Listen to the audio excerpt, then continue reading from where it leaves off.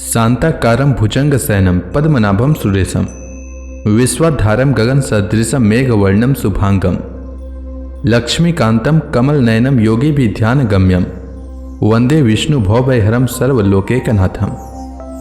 मंगलम भगवान विष्णु मंगलम गरुड़ध्वज मंगलम पुंडरीकाक्ष मंगलाय तनोहरि।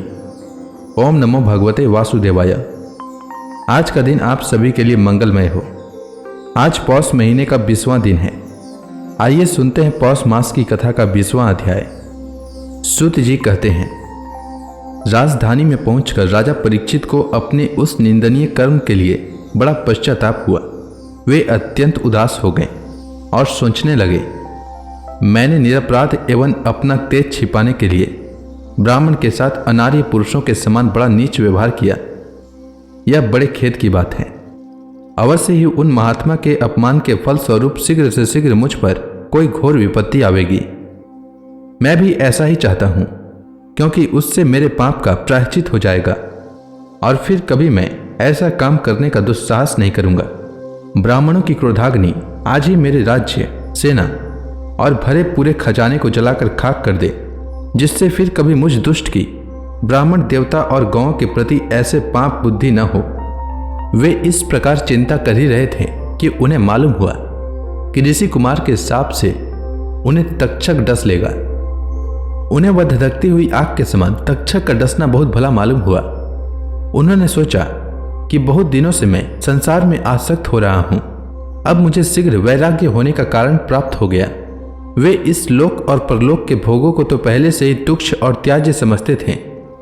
अब उनका स्वरूपता त्याग करके भगवान श्री कृष्ण के चरण कमलों की सेवा को ही सर्वोपरि मानकर आमरण अनशन व्रत लेकर वे गंगा तट पर बैठ गए। गंगा जी का जल भगवान श्री कृष्ण के चरण कमलों का वह पराग लेकर प्रवाहित होता है जो श्रीमती तुलसी की गंध से मिश्रित है। यही कारण है कि वे लोकपालों के सहित ऊपर नीचे के समस्त लोकों को पवित्र करती हैं। कौन ऐसा मरणासन पुरुष होगा जो उनका सेवन न करेगा। इस प्रकार गंगा जी के तट पर आमरण अनशन का निश्चय करके उन्होंने समस्त आसक्तियों का परित्याग कर दिया और वे मुनियों का व्रत स्वीकार करके अनन्य भाव से श्री कृष्ण के चरण कमलों का ध्यान करने लगे। उस समय त्रिलोकी को पवित्र करने वाले बड़े बड़े महानुभाव ऋषि मुनि अपने शिष्यों के साथ वहां पधारे। संत जन प्रायः तीर्थ यात्रा के बहाने स्वयं उन तीर्थ स्थानों को ही पवित्र करते हैं।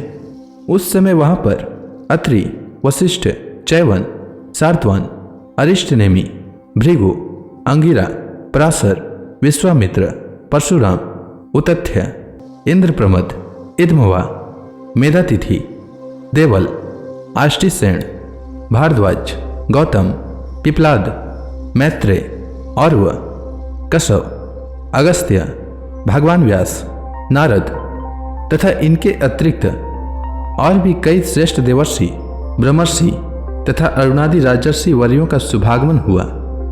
इस प्रकार विभिन्न गोत्रों के मुख्य मुख्य ऋषियों को एकत्र देखकर राजा ने सबका यथा योग्य सत्कार किया और उनके चरणों पर सिर रखकर वंदना की।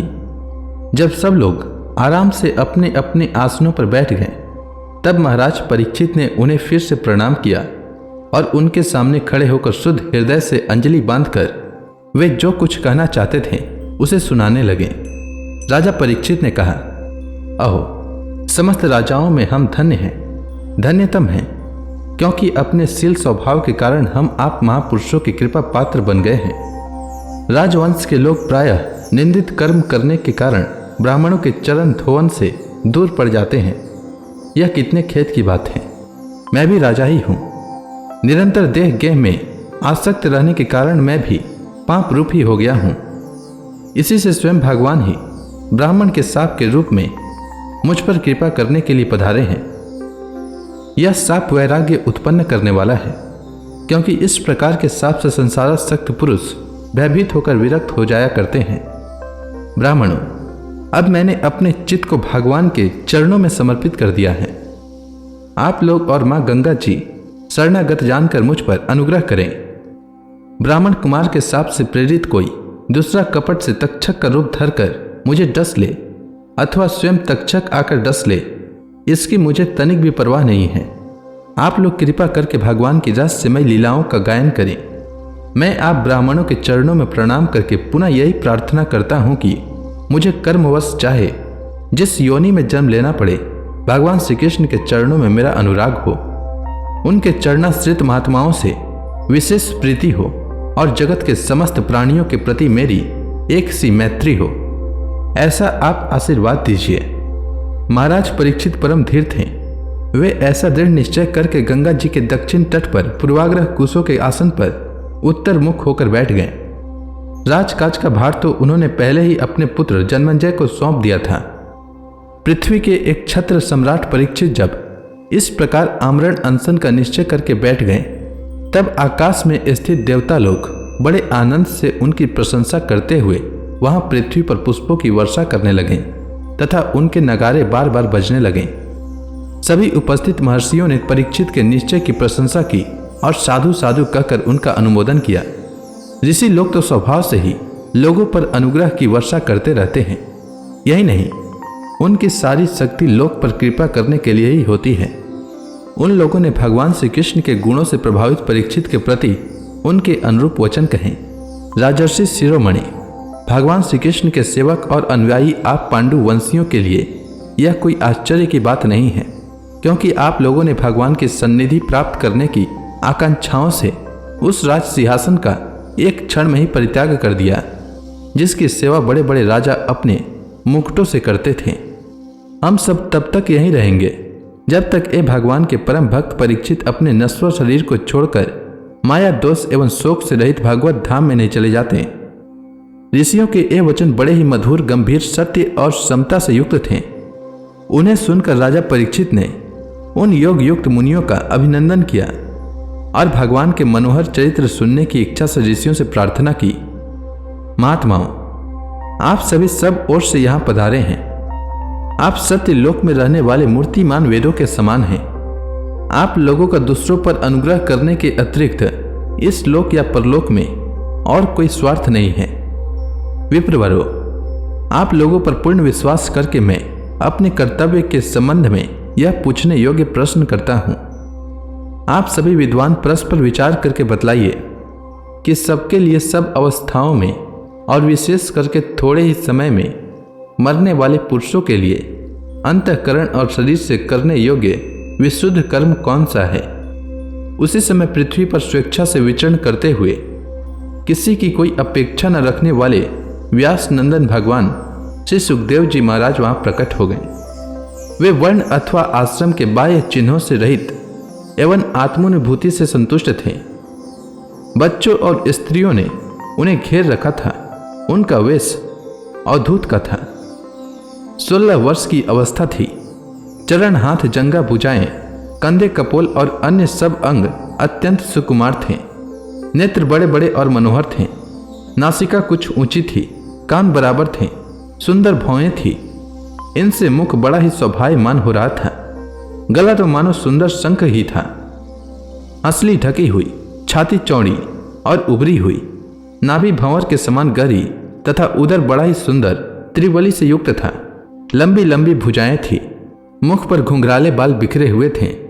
इस दिगंबर वेश में वे श्रेष्ठ देवता के समान तेजस्वी जान पड़ते थे। श्याम रंग था। चित्त को चुराने वाली भरी जवानी थी। वे शरीर की छटा और मधुर मुस्कान से स्त्रियों को सदा ही मनोहर जान पड़ते थे।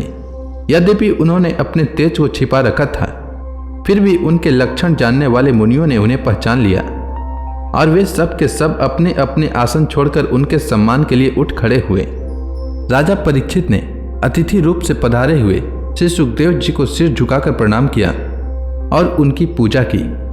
सबके द्वारा सम्मानित होकर श्री सुखदेव जी श्रेष्ठ आसन पर विराजमान हुए।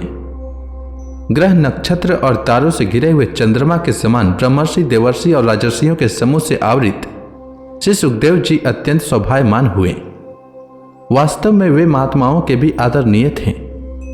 जब प्रखर बुद्धि से सुखदेव जी शांत भाव से बैठ गए, तब भगवान के परम भक्त परीक्षित ने उनके समीप आकर और चरणों पर सिर रखकर प्रणाम किया। फिर खड़े होकर हाथ जोड़कर नमस्कार किया। उसके पश्चात बड़ी मधुर वाणी से उनसे यह पूछा। परीक्षित ने कहा, ब्रह्म स्वरूप भगवान, आज हम बड़भागी हुए, क्योंकि अपराधी क्षत्रिय होने पर भी हमें संत समागम का अधिकारी समझा गया। आज कृपा पूर्वक अतिथि रूप से पधार कर आपने हमें तीर्थ के तुल्य पवित्र बना दिया। आप जैसे महात्माओं के स्मरण मात्र से ही गृहस्थों के घर तत्काल पवित्र हो जाते हैं। फिर दर्शन, स्पर्श, पाद प्रक्षालन और आसन आदि का सुअवसर मिलने पर तो कहना ही क्या है। महायोगिन, जैसे भगवान विष्णु के सामने दैत्य लोग नहीं ठहरते, वैसे ही आपकी सन्निधि से बड़े बड़े पाप भी तुरंत नष्ट हो जाते हैं। अवश्य ही पांडवों के सुहृद भगवान श्री कृष्ण मुझ पर अत्यंत प्रसन्न हैं।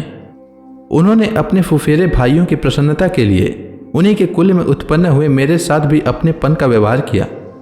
भगवान श्री कृष्ण की कृपा न होती तो आप सरीखे एकांत वनवासी अव्यक्त गति इस मृत्यु के समय हम जैसे प्राकृत मनुष्यों को क्यों दर्शन देते हैं। आप योगियों के परम गुरु हैं, इसलिए मैं आपसे परम सिद्धि के स्वरूप और साधन के संबंध में प्रश्न कर रहा हूं। जो पुरुष सर्वथा मरणासन है, उसको क्या करना चाहिए? भगवान, साथ ही यह भी बतलाइए कि मनुष्य मात्र को क्या करना चाहिए। वे किसका श्रवण, किसका जप, किसका स्मरण और किसका भजन करें तथा किसका त्याग करें। भगवत स्वरूप मुनिवर, आपका दर्शन अत्यंत दुर्लभ है, क्योंकि जितनी देर एक गाय दुही जाती है, गृहस्थों के घर उतनी देर भी तो आप नहीं ठहरते। सुत जी कहते हैं, जब राजा ने बड़ी मधुर वाणी में इस प्रकार संभाषण एवं प्रश्न किए, तब समस्त धर्मों के मर्मज्ञ व्यास नंदन भगवान श्री सुखदेव जी उनका उत्तर देने लगे। इसके बाद भगवान श्री सुखदेव जी महाराज परीक्षित से क्या कहते हैं, यह मैं कल के अध्याय में बताऊंगा। तब तक के लिए भगवान हरि का नाम लेते रहें। तो प्रेम से बोलिए भगवान विष्णु की जय, श्री कृष्ण भगवान की जय, लक्ष्मी माता की जय, तुलसी माता की जय, समस्त देवी देवताओं की जय।